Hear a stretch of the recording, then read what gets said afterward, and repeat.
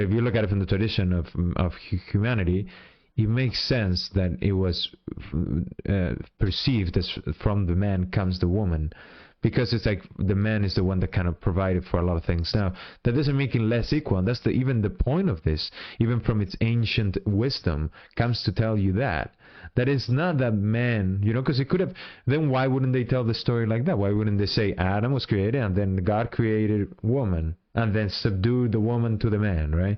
And then said, this is yet another thing to dominate, another thing that you are an owner of, like, how he said about the beasts of the field. No, but that's not how the story is told.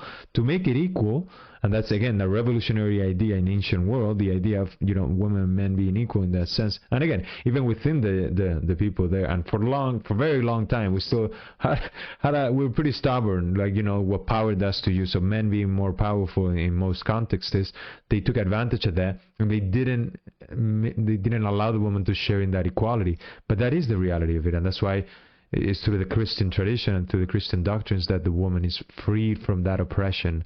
But whatever the case, leaving that whole social commentary aside, is the idea of that. It's like women and men are of the same flesh.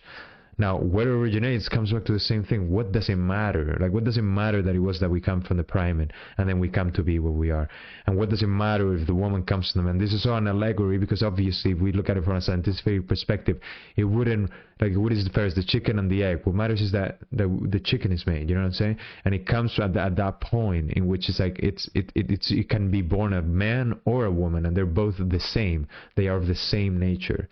And that is what I see when I look at the taking of the rib from Adam and from it becoming a woman. That actually hasn't been named yet, which is another beautiful part we'll explore in chapter 3.